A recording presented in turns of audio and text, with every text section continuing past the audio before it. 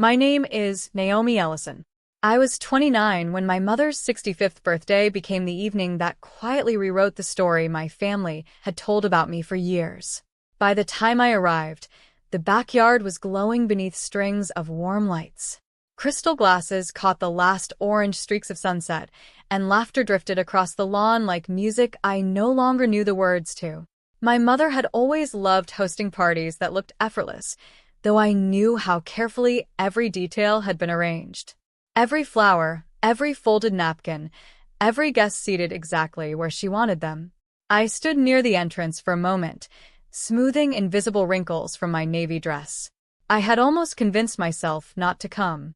The invitation had rested unopened on my kitchen counter for 3 days before guilt finally outweighed instinct. Then my younger brother spotted me. "You actually came," he said with a smile that felt more surprised than welcoming. I said I would. He nodded politely before turning back toward another conversation, leaving me holding a small wrapped photo album I'd spent weeks making from old family pictures. Somehow it already felt too personal for the room. A familiar ache settled quietly inside my chest. Growing up, my mother never called me unsuccessful outright. She preferred softer words, more elegant ones. Naomi just hasn't found herself yet. She's always been different. Some children bloom later. Each sentence sounded kind enough for strangers to admire, yet sharp enough for me to carry home. I became skilled at pretending they didn't matter. After college, while my brother joined the family real estate business, I accepted an entry-level operations role at a technology company almost no one in my family had heard of. The salary wasn't impressive. The hours were long. My mother called it a phase. She asked me at nearly every holiday when I planned to get a real career. Eventually, she stopped asking altogether. People often mistake silence for acceptance. Sometimes it simply means someone has already decided who you are. Inside the house, conversations paused as another guest arrived. Heads turned almost instinctively toward the driveway. I recognized the sleek black sedan immediately. For a second, I wondered if I should leave before anyone noticed. Because the man stepping out wasn't just another guest. He was the founder of the company where I had quietly spent the last 8 years building a life no one in my family had ever cared enough to understand. And the moment he looked across the garden and smiled in my direction, I realized the evening was no longer following the script my mother had written. I lowered my eyes before anyone could notice that he had smiled at me. For years, I'd learned how to make myself smaller in rooms where my family expected very little from me.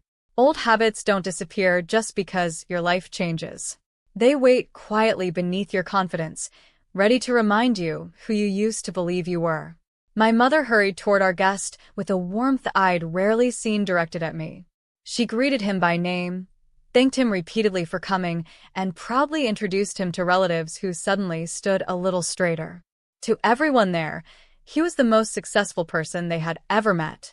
To me, he was simply Daniel, the leader who remembered birthdays, asked thoughtful questions, and believed the best ideas often came from the quietest people in the room.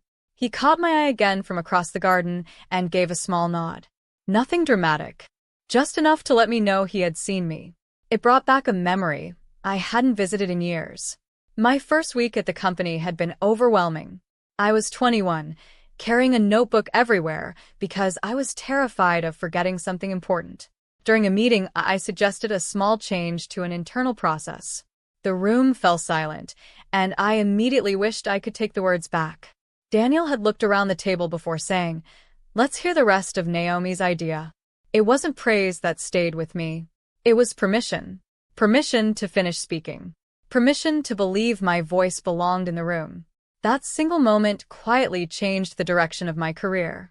While everyone else noticed titles and achievements, he noticed consistency. Long evenings spent solving problems no one else wanted.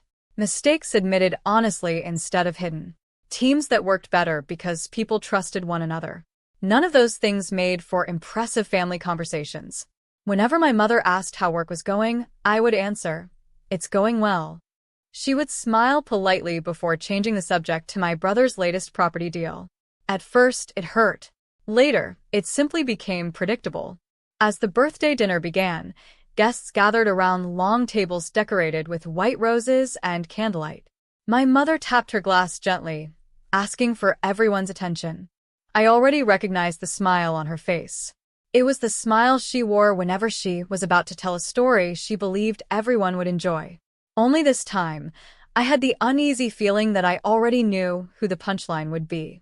The garden grew quiet as every conversation faded into the background. My mother stood at the center of the long table, one hand resting lightly on her champagne glass. Candlelight softened the lines on her face, making her look almost like the mother I remembered from childhood, the one who braided my hair before school and tucked handwritten notes into my lunchbox. Those memories still lived inside me, even after everything that came later. She smiled at the guests. "Thank you all for being here tonight," she began. 65 years gives you plenty of stories." Gentle laughter drifted across the tables. She spoke about old neighbors, vacations, family traditions, and my brother's accomplishments. Every story ended with applause or another laugh.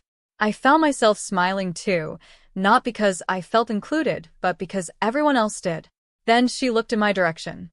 "There are always two kinds of children," she said thoughtfully. "The ones who exceed your expectations, and the ones who teach you how to lower them." A few people chuckled uncertainly. I felt my fingers tighten around the edge of my chair. She continued with the same calm voice. "And this is my Naomi." She gestured toward me with a fond smile that somehow made the words sting even more. My biggest disappointment.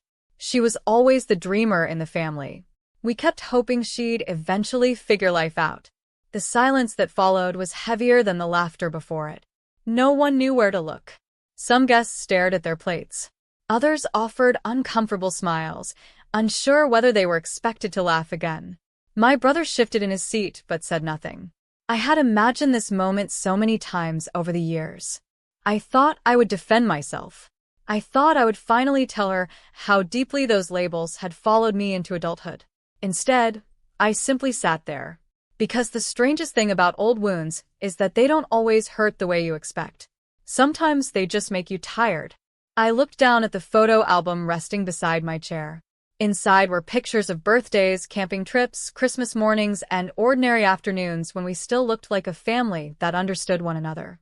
I had brought it hoping it might remind my mother of those moments. Now it felt like a gift from someone she had never really seen.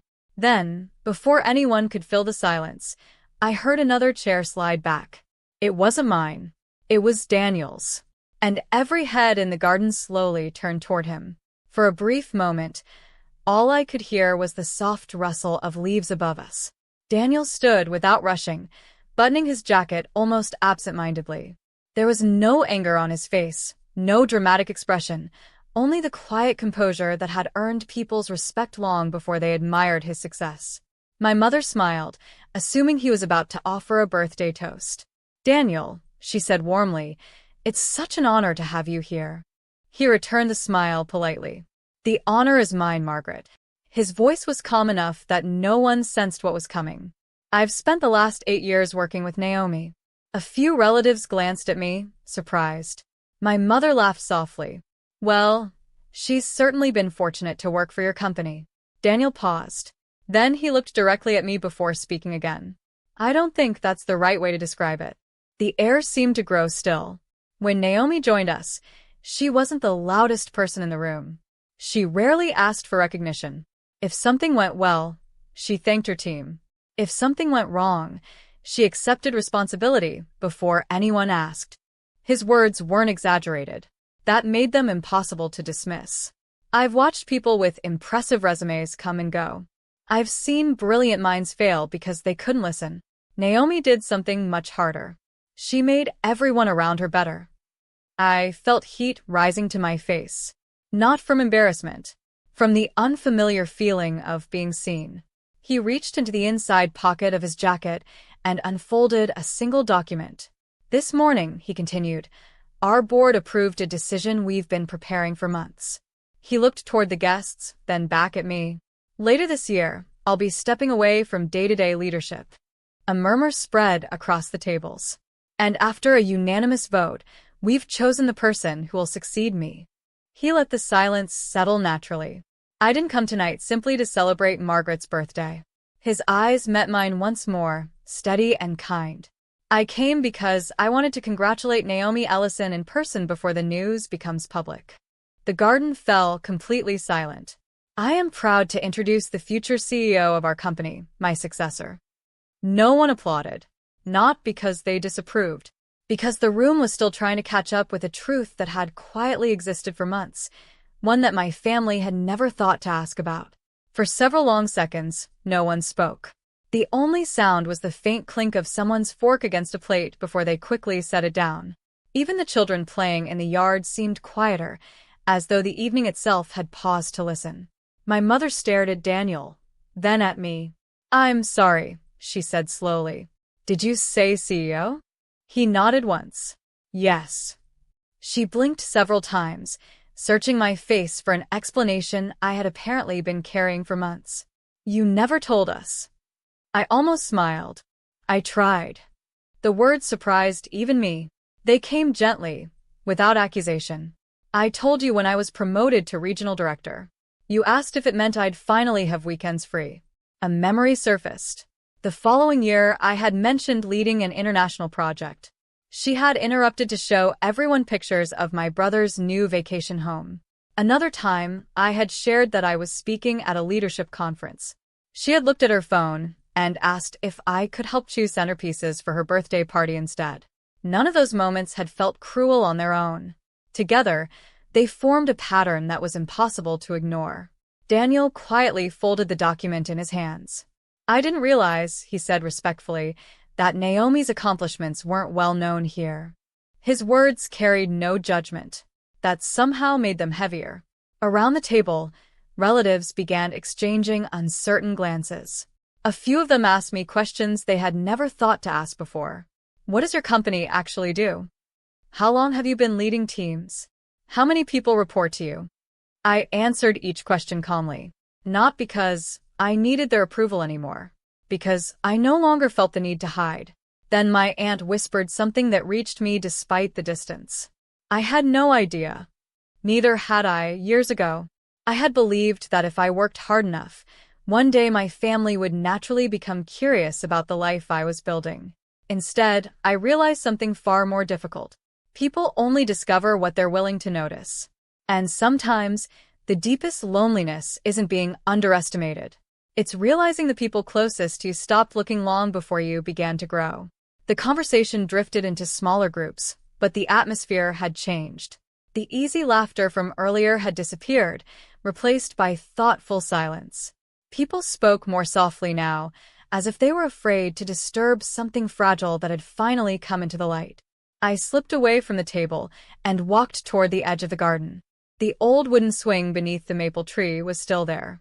Its paint had faded, and one of the chains squeaked gently with every movement. I sat down, letting my feet rest lightly against the grass. For a moment, I was 20 years younger again, waiting for my mother to push the swing just a little higher. She never came. Instead, I heard careful footsteps behind me. "Naomi." I didn't turn immediately. I knew her voice too well. She sat on the opposite end of the swing, leaving a respectful space between us. "I don't know what to say." Neither did I. The silence stretched longer than either of us expected. Finally, she looked down at her hands. "When you were little, you wanted to tell me everything. Every drawing, every story, every little achievement." Her voice trembled. Somewhere along the way, I stopped listening. I swallowed hard. I noticed.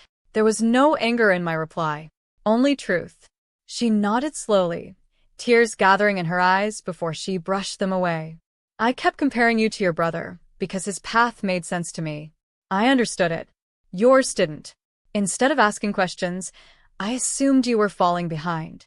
I looked out across the garden, where guests quietly continued talking beneath the lights. "I wasn't asking you to understand everything," I said. "I just wanted you to believe that I was trying." Those words carried years of quiet disappointment. She closed her eyes for a moment. "I thought calling you a dreamer would encourage you. It didn't." "What did it do?" I took a slow breath. "It made me wonder whether you'd ever see me without comparing me to someone else." She didn't defend herself. She didn't explain. For the first time in years, she simply listened. And somehow, that felt more meaningful than any apology she could have rehearsed. My mother and I stayed on the swing until the evening air turned cool enough that someone quietly brought us 2 blankets. Neither of us reached for them right away. The silence between us no longer felt heavy. It felt honest. After a while, she spoke again. "I've been thinking about something Daniel said." I looked at her. "He said you make people around you better." She smiled sadly. I don't know when I stopped noticing that about my own daughter. I didn't have an answer. Some questions aren't meant to be solved in a single conversation. She reached into her purse and unfolded the birthday cards guests had given her. Between them was the small photo album I had brought. "I almost forgot to open your gift." She turned the first page. There was a picture of me at 6 years old, missing my front teeth, proudly holding a crooked birdhouse we had built together. On the next page was a faded photograph of us baking cookies, both covered in flour and laughing at something neither of us could remember. She traced the edge of one picture with her fingertip. "I remember this day," she whispered. "So do I." I looked happy. "You were. And so were you." For a long moment, she simply stared at the photographs. "I've spent years telling people who you used to be," she said quietly. "I never stopped to learn who you'd become." The words settled gently between us. They couldn't erase birthdays I'd left early, holidays where I felt invisible, or conversations that never happened. But they acknowledged something I had waited years to hear. Not that I was successful, that I had been overlooked. As guests began saying their goodbyes, Daniel walked over and smiled. "I'll let the board announce everything next week," he said. "Tonight belongs to your family." I thanked him. He nodded once before leaving, never mentioning the speech again. That was who he had always been. He didn't change my life by speaking that evening. He simply revealed a truth that had already been quietly growing, waiting for the people who loved me to finally see it. After the last car disappeared down the street, the house became strangely quiet. The lanterns were still glowing over the backyard, but many of the candles had burned down to small pools of wax. Half-empty glasses rested on the tables, and the laughter that had filled the evening had faded into memory. My mother and I gathered the plates together without saying much. It reminded me of all the nights after family dinners when the real conversations happened only after everyone else had gone home. As we carried dishes into the kitchen, she stopped beside the window. "I've been thinking," she said softly. "For years, I introduced you by who I thought you weren't." She looked at me, her eyes tired but clear. "I never introduced you by who you truly were." I didn't know how to answer that. Some apologies don't need immediate forgiveness. They simply need room to exist. A week later, the company's announcement became public. My phone filled with messages from relatives who wanted to congratulate me. Some admitted they had underestimated me. Others confessed they had simply believed the version of me they had always heard. I replied kindly, not because the past no longer mattered, but because I no longer wanted it to decide the future. A month after that, my mother invited me to lunch. No speeches. No grand promises. Just the two of us. For the first time in years, she asked me about my work and then listened all the way to the end. It was such a small thing, yet it felt larger than any title I had ever earned. People often imagine that healing arrives with dramatic moments, life-changing speeches, or perfect apologies. In my experience, it begins much more quietly. It begins when someone finally chooses curiosity over assumption. When they stop telling your story for you and ask you to tell it yourself. Looking back, I don't remember my mother's words about being her biggest disappointment as clearly as I once did. What I remember is the moment that followed. Not because I was named someone's successor, but because for the first time in a very long time, I stopped needing that title to prove my worth. I had already become the woman I was trying to be. The rest of the world, including my family, was simply catching up. Thank you for listening to Naomi's story. If this story touched you, remember, sometimes the greatest victory isn't proving people wrong. It's refusing to let their expectations define who you become. If you enjoyed this story, please like, subscribe, and share it with someone who needs the reminder that quiet perseverance is often the strongest voice of all. Until next time, take care of yourself and never stop believing in your own worth.